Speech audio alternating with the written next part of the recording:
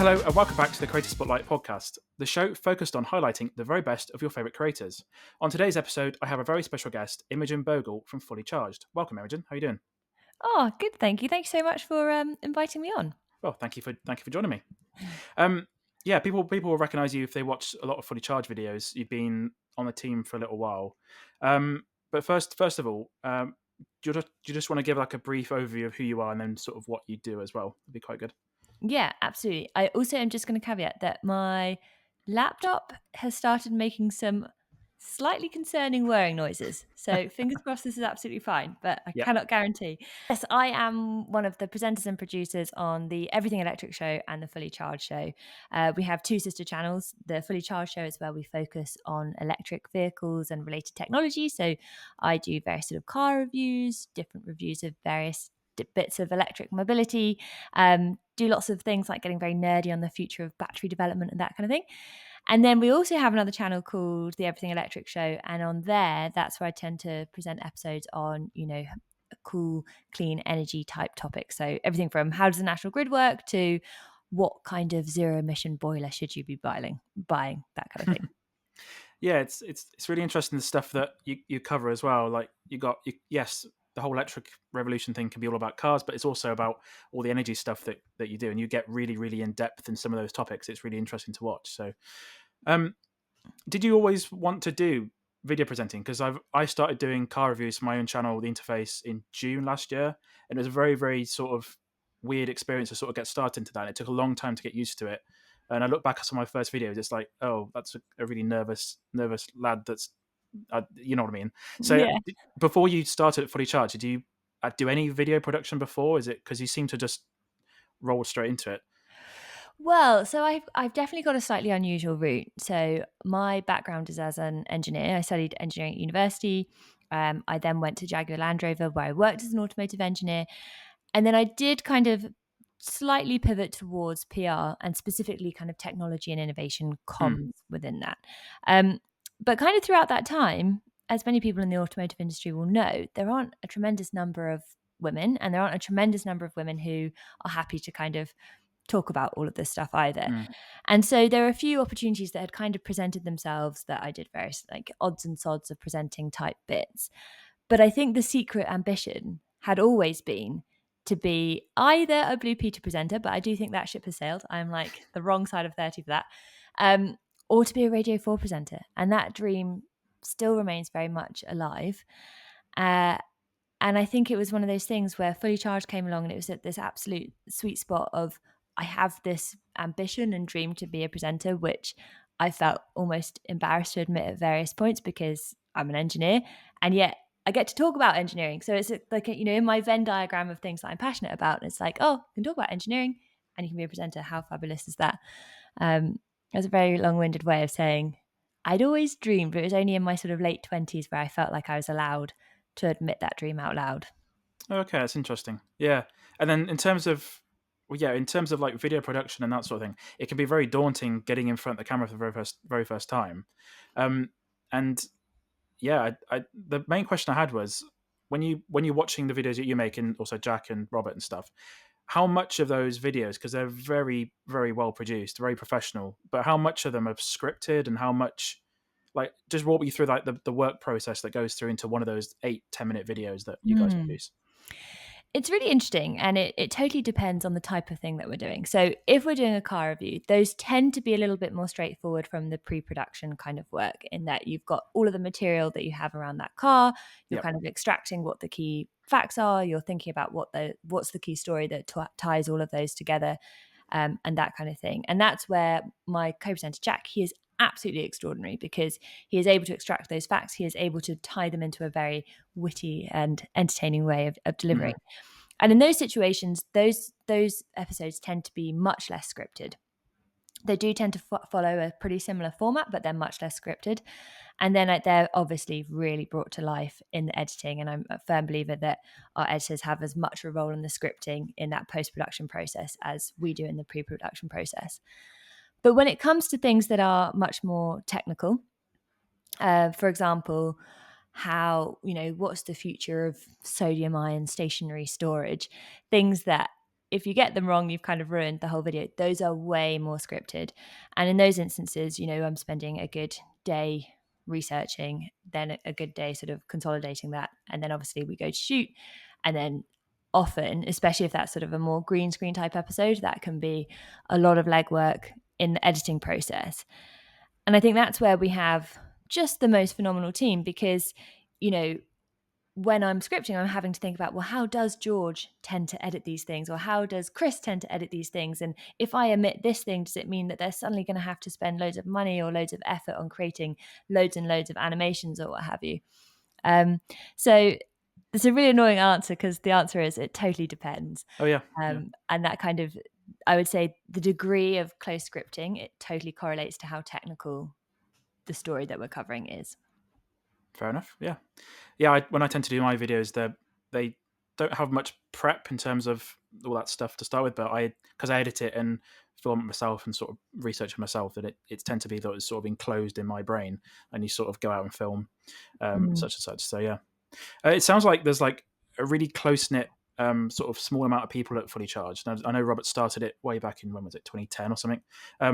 Just what's it like working at that sort of company? Because Mm. you're really really passionate about the topics, electric cars, and that sort of thing. And it sounds like it's a really nice place to work. Oh, I mean, obviously, I'm completely biased, but I personally absolutely adore it. And I think part of that, so we have a bit of an interesting business model, I have to say, because I sit on the YouTube side where we produce, I think we're producing three, you, three YouTube episodes a week and a podcast. So putting out 4 full episodes a week. Yeah. And then on the other side, we have an events business. And that was kind of born out of like, well, we had such a wonderful community of viewers and listeners that were like, we need to bring this to life and actually have live panel discussions and to see and touch on the technologies that we're talking about. But that live event has just absolutely exploded. So that side of the business is quite a bit bigger than our side on the YouTube side. And we now have these kind of live events across the world. We have 6 of them. We've just come back from Sydney. We're going to Vancouver later this year. We're at Excel in a couple of weeks' time. So that it's deceiving because that's what makes the business a little bit bigger. But certainly on our side, on the production side, I think we're a team of 10. Okay. I'm trying to do the math in my head. So it's a really tight knit team. And I think what I so enjoy about that is that we have to travel quite a lot together. And you have that kind of strong working relationship as soon as you're shooting and that you're, in work mode. And you get into the car, shut the doors, say goodbye to the people you've been filming with. And then you get this totally other side of working with those colleagues who are just such fun and interesting people, all very much passionate about the environment. Very much kind of, this is a job that not only are they supremely talented videographers, but it's a job that aligns with their values in terms of Mm. what they are passionate about with sustainability. So they're a good Yeah, team. it's very important. Yeah, and then the live events. I attended the first one I attended a Fully Charged event was Farnborough last year. That Oh was yeah. really really good. Weather was awful, but it was really good. Yeah. And then I'm coming to the one on 28th, the Excel Centre. That'd be really, really good. But yeah, you guys, Amazing. you guys put on a really, really good show. It's really impressive how much stuff there is, like just pops up in a matter of weeks. So it's really impressive. Yeah, it's kind of nuts because I have to say, I mean, these events are amazing because you get these deeply, deeply passionate people attending who are just interested to know, should they get a heat pump or what electric vehicle do I want to buy? And we have loads and loads of test drives there, which is a huge pulling Hmm. factor for the event. And then we have all these panel discussions and we get such interesting questions from people who attend those. But even then, when we organize them, it's a bit like organizing your own birthday party. You're like, will anyone come? And obviously they do, like literally tens of thousands of people do, but they still come with that anxiety of like, we're sharing Fully Charged and everything electric with the world. And it's lovely to share it, but it does come with that anxiety, I suppose. Yeah, a lot of prep as well. Definitely. Mm, Yeah. yeah. I just want to jump back to sort of your background a little bit. I'm not sure how much of you can actually share, but you mentioned you're an automotive engineer for Jaguar, and then you also did some PR for Arrival as well. What sort of stuff did you do at Jaguar? I'm just obviously you say automotive engineer, but it's a very very broad. It could be a very Mm. very broad. Was it like product development? Was it like engine stuff or EV stuff? Like just run me through what roughly on like a understandable level. Oh god, now this is going back a bit, so this is testing Yeah. my memory. I started there as an aerodynamics engineer, so Okay. making cars more streamlined, and it was amazing, honestly, because at the time I joined, the aerodynamics department sat within the design studio, and not everyone in the company has access to the design studio. Mm. So already you're like, ha ha ha, we're so fancy. We have access to the design studio, and it's like blocked off with these like this glass you can't see through. And within the design studio, you've got designers, obviously, doing their sort of sketching and 3D modeling and that kind of thing. And then you have full scale cars sculpted out of clay. Mm. And it is still astonishing to me that that's such a core and integral part of car design. So then we were sat as aerodynamicists, kind of working or receiving kind of designs from the design department, seeing how aerodynamic or not they are, then having a load of kind of debates with not only designers but other engineering functions, and it's a constant tussle until eventually, obviously, a Mm. car pops out of of a production line. But I think also as part of that experience, I got to spend time in various different departments. So I worked for a bit in design. Um, and I worked for a bit in some other departments, which are totally escaping me at this point. And I think what became very evident to me at that time was that I'm an okay engineer. I am good at maths and I understand the principles, but I would always have to go back to those first principles to suss something out. And I worked with these people who just kind of more inherently understand how things work. And it is such a privilege to work with people like that. But I know that I am a bang average engineer. And I kind of ended up going to the PR department because at that time it was, let's say, 2014, 2015, starting to talk much more about autonomous, connected, electric, and shared mobility. And they were pretty keen to hire someone who did have a technical background because then obviously you're doing the role of Mm. translating technical stuff to a much more consumer facing audience. And that was an incredible job. We were doing loads of stuff around autonomous vehicles at that time. I think generally the industry felt that autonomous vehicles would happen a little bit quicker than it subsequently has. Mm. Um, so it was awesome. It was a really great place to work to be able to extract the cool stuff that was happening there. And I feel like that's formed a real kind of basis of how I enjoy that helicopter view of the world of mobility and sustainability and all that kind of thing. Yeah. Yeah. Thank you for that. It's this, as I mentioned, like automotive engineer, it's quite a broad Yeah. subject. I was just interested to see what sort of avenue you were doing. Yeah, that makes sense. Yeah. And every so often I still like Imogen Bhogal, aerodynamicist. I'm like, I cannot keep peddling that. That's quite out of date, but you chose the words, not me. But certainly, yeah, that's where I began. Fair enough. Mm. And then also, sort of the whole message that Fully Charged is Robert's been doing for the past 13, 14 years or something, is about the importance of the transition to electric cars. And Mm. unfortunately, so I host a EV podcast once a month with my mate Jim, and we talk about all the EV news once a month, which is quite interesting because there's so much stuff, isn't there? Mm. And we know there's so much more stuff than we cover in 1 hour episode. Mm. But it is really important that we get to that destination. But there is also this stuff at the moment, just like a describe as a tidal wave of just negativity around it. It, Mm. it annoys me and Jim quite a lot. It's quite interesting to see other takes on it. It's just um, yeah, it's a really important thing that we need to get to, and the message that Fully Charged is helping to let other people know about is really important. Mm. And it's something we definitely experienced that same Yeah. tidal wave of misinformation and disinformation and negativity and all that kind of thing.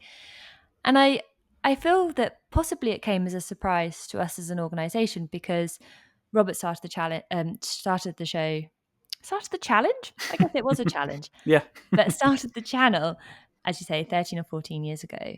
And at that time, there weren't many electric vehicles, and he accrued this community of early adopters Mm. who I think the interesting thing about early adopters is that you're generally willing to accept if things are a little bit annoying because you're like, well, Hmm. we're here first and we expect them to be annoying and we're part of this wave and we can see that this is exciting. And as we enter the early mainstream of adoption of these technologies and then have one eye on the horizon for like just full mainstream, actually that category of people, they need it to not just work, but to be better than what's being presented previously. Mm, And at this point in time where EVs are still a little bit more expensive, we don't have the best electric vehicle charging infrastructure in the world. I understand some of those hesitations and those fears and concerns, and it's not helped by this absolute tidal wave of mm, negative information. So I feel like when we talk about it as a channel, and I know that some of our presenters have, Robert, for example, is a little bit more um, ranty at times, but he can be because that's his character and it's part of his charm. But I feel like the rest of us, we have to tread this very cautious line of saying, well, we can't bash people over the head with this. People do need to make the change in the time that makes sense for both their finances and for their, attitude towards new technology. But what we can do is present extremely pragmatic solutions, the information clearly, and present that as like, we're giving you the information and we definitely have a stance on it, but ultimately it's up mm. to you to make that decision. But it's a funny place to be. And I think you have to kind of take stock of like, all right, negativity, let's chill out a little bit. But yeah, it's interesting. It's an interesting phase. Yeah. Does that ever sort of, oh, what do you call it? Like, um, dampen your optimism? I guess that's the right word. Sort of. Do you Do know what you I know? mean? So generally not. And I think that's partly because we have, and I've said community many times, Mm, but we are immensely fortunate on the Fully Charged Show to have such an incredible community. And for example, every YouTuber will know you get negative comments, and sometimes you read them and think, "Oh, what very sharp and witty thing can I say to that?" And the advice is you just probably shouldn't say anything. But before you've even completed that thought, someone within our comments will have commented like, "Oh, well, actually, you'll find that the technology is sensible for XYZ reason." So I think we are really bolstered and buoyed by the fact we have a very engaged and informed audience. Um, Same goes for our live shows. mm, But I feel like my optimism was tested because another hat that I wear is I moderate the Financial Times Future of the Car event each year. okay. And in that situation, there's lots of automotive CEOs from across the globe. And the event last year, there was a lot of discussion around, well, do EVs make sense? And lots of push towards e-fuels. You're like, oh, right. I didn't realize that we were back here and that Mm, we weren't all fully sold on the fact that this is the direction that we need to go. And there was lots of dragging heels and things. At the same time, that's kind of then dispelled, I suppose, by just the amount of automotive companies that are investing so heavily in mm. EV technology. So this, I guess, it was a fluffy answer again. It's challenging. It's the optimism is tested, I would say, Yeah. sometimes. Well, yeah, you could look at what people are saying online as sort of an isolated view, and then you go to one of your live events, you think, oh, there's actual real people out here. They're actually Mm. thinking the same sort of thing, and it sort of maybe clarifies, if you know what I mean, Yeah, and where people that actually, turn up. yeah, they turn up. But not only that, I talk about this stuff. I'm passionate about it, but I am paid to do it at the end of the day. It is my job. These people who come to our events are coming at the weekend and they may have a totally different job doing something totally different. And they're there from a place of passion and interest. And as such, they're far more impressive than any of us on the fully charged team. And they're I think that's what's so reassuring that you're like, there are these people in communities who are pushing these for the fact that they are just good and better. So yeah, they're hugely encouraging. Yeah, it's really good. Um, also got some little like sort of short questions. What do you drive day to day, just out of interest? I have a Hyundai Ioniq 5. Okay, are you enjoying that? I love it. I love it so much. It's I do have a lot of guilt about it, I will say, because I actually, apart from traveling for work, I really don't drive very much. Mm, I live in Oxford. It's much easier to cycle and to walk everywhere. mm, So if there has been a couple of days where it hasn't been driven, I'm like, oh God, don't admit that I'm taking up space on the road. Um, but it's an incredible car, and I just feel especially when it was first launched, it was so cyberpunky. And I just Mm. imagine that the first time the design team presented it to the organization, to the rest of the team at Hyundai, and were like, hey, we've got a proposal. What do you think? And I think lots of people would have been like, oh, that's Yeah. different. That's brave. And typically what you would expect to see in an automotive company is that the design gets diluted Mm. and the final product is related to the first proposal, but it's definitely been diluted. And I feel like they were brave in just really sticking to what I imagine was the first proposal, and I love it for that fact. Yeah. And then it's also extremely enjoyable to drive. Yeah. It Um, looks very concept car-y, doesn't it? mm, Yeah. yeah. Um, and you see other people kind of I guess I'm going to use cyberpunky. There's lots more cyberpunkiness emerging, Mm. which I think is cool. Yeah. Definitely. Mm. Yeah. Awesome. And just before we wrap up, have you got any advice for anyone looking to either get into potentially automotive engineering? I know it's a little while ago for you, but and also maybe presenting as well. Mm. It's yeah, it can seem quite daunting to start of get in front of the camera for the very first time. But yeah, have you got any advice for anyone doing that sort of thing? So, with regards to engineering, I think the big thing is hmm, this is a good question, actually. I would say, okay, this is what I would say. If you're considering a job in engineering, or in fact, if you haven't considered a job in engineering, but you are good at maths and you are creative and you're a good problem solver, then consider engineering. And don't think of it in terms of, oh, this is like, you're going to be wearing a hard hat or you're going to be constantly dirty or whatever. Engineering is about building the world around us, and that impacts absolutely everyone. It is so multifaceted. It is about making the world around us better, and that needs a whole array of different people. It needs a whole array of different minds. So I'd strongly encourage anyone to do that and to be better at it than I was. Um, but with regards to presenting, I mean, I very, very much feel that I'm a work in progress. I feel pretty early on in this journey, to be honest. And something that I certainly do is I watch stuff back, not thinking about, am I watching myself or am I thinking, oh God, look at all those double chins, but trying to look at myself as if I am someone else and looking at it in a really objective way to be like, okay, that was an interesting way to structure that question, or that was an interesting way to phrase a particular thing, and trying to be as objective as possible when watching that. And then I think just listening to the podcast that you enjoy listening to or the TV that you enjoy listening to, what are the things, just thinking consciously around, like, I love how they, do X, Y, Mm. Z, and being quite mindful of that as well. Um, I certainly listened to the Today program, The Rest is Politics, thinking like, oh my God, they just are so fantastic presenters. And I find myself tuning more into that than sometimes the nature of the discussion.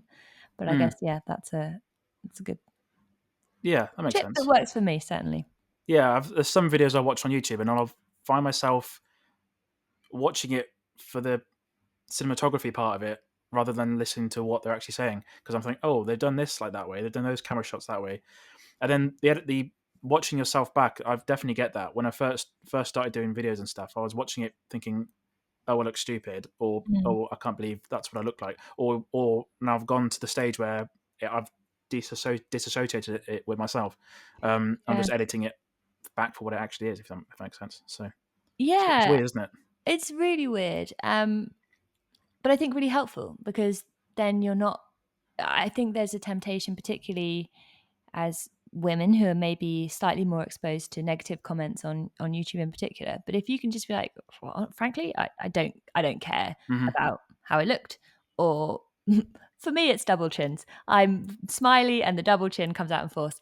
Um, and actually thinking, well, am I proud of what I said? Did I get my point across adequately? I feel for me that's created, hopefully, a healthy relationship with this job in general, but also that desire to just refine that skill. And I know that I have so much work to do, uh, but it makes it fun. Mm, definitely. Yeah, I had a guest last year, and she does this interesting sort of, she sets up the networks on rockets essentially, and because her job is very technical, she tends to get a lot of negative stuff on Twitter regarding that, if that makes sense, because she's saying something and there's a load of people that come in the comments just question what she knows, and it must be so difficult. And we had quite an in-depth discussion about it, and it does seem very difficult when you've got so many people coming at you, just questioning what you know. It's awful, but yeah. And it's funny because, ultimately, less so with our podcast because we've got a bit of an opportunity to go slightly deeper. Mm-hmm. But in an episode, you've got 15 minutes to tell a story. Yeah. We're never going to be able to cover everything. And there's constantly that thought of, well, what should we cover to make this a complete and deep enough story? Mm-hmm. What are the key questions that we believe our audience are asking? Do we think that we've answered them sufficiently? But there will always be one question that we haven't fully covered, and someone will be like, oh, I really would have liked it if you'd gone into XYZ detail, or I dispute what you said on blah, blah, blah. Mm-hmm. And, that's a blessing and a curse. The blessing being that it's like, okay, well, next time, that is what we'll do. So you do have that real-time feedback, but you're never going to please everyone. Yeah. Well, they don't know what's got into that bit of the conversation. You may have recorded, it may not have editorially worked correctly, or it may have gone over, or it may have seemed too long-winded. You never know what's got into that. And filming takes a lot longer than people think it does. So yeah. And especially when we had a shoot on Wednesday, I think my brain stopped working at 3 p.m. So I felt very sorry for our team holding the gimbal, being like, come on, Imogen, please just get this right. I can't mask this with B-roll. We need you to just get it right. So yeah, you have days like that. Yeah, I've had that before as well. It's annoying. Yeah. It's really annoying. Just can't get the words out. So, yeah. You're like, oh God, brain, engage, words, come on. Yeah, I think that's all right for the podcast, if that's okay. I've really, really enjoyed having you on the episode. Where can people find you online if they want to find out more about you and what you make? Ooh, so you can have a look at Imogen Bhogal on Instagram, or Fully Charged Show, also on Instagram. Okay. Yeah, those will be the main places. And of course, subscribe on our YouTube channels for Fully Charged Show and Everything Electric Show. If you've enjoyed this episode, don't forget to subscribe to the Interface podcast channel on YouTube. Thanks for watching or listening, and we'll see you again next time.